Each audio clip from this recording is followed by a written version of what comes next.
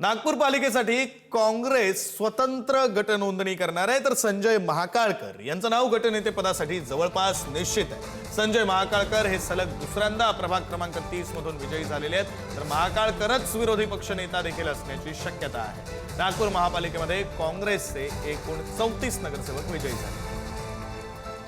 महानगरपालिका निवडणुकीनंतर आज काँग्रेस आपला गट स्थापन करणार आहे। विभागीय आयुक्त कार्यालयात काँग्रेसचे निवडून आलेले 34 नगरसेवक पोहोचतील आणि आपला गट स्थापन करतील। त्यासोबत गटनेता देखील निश्चित होणार आहे आणि या गटनेतेपदी काँग्रेसचे ज्येष्ठ नगरसेवक संजय महाकाळकर यांची वर्णी लागणार आहे। आपल्यासोबत आहे संजय महाकाळकर। सर, काय सांगाल? सर्वप्रथम तर तुमचं अभिनंदन आणि सलग तिसऱ्यांदा निवडून आल्यानंतर पुन्हा चौथ्यांदा तुमची टर्म आहे।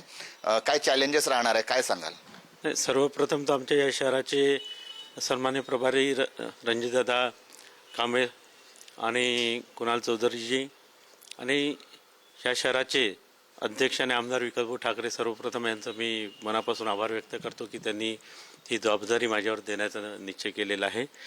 आणि मागच्या 3 टर्मपासून आणि चौथ्यांदा मतदारांनी पुन्हा माझ्यावर विश्वास जो टाकलेला आहे। एक महत्त्वाचं आहे की यावेळेस तुमच्यासोबत तुमचे सहकारी नगरसेवक मोठ्या संख्येने तरुण आलेले आहेत। या तरुणांना देखील सांभाळण्याचं काम, पूर्ण एकूणच गट सांभाळण्याचं, काँग्रेसला सांभाळण्याचं तुमच्यासमोर आव्हान असणार आहे। कसं हे भार पाहिलं? नाही, एक चांगली गोष्ट आहे की जे तरुण आमच्यासोबत आलेले आहे पक्षाचे, आणि पक्षाने तरुणांना यावेळी चान्स दिलेला आहे।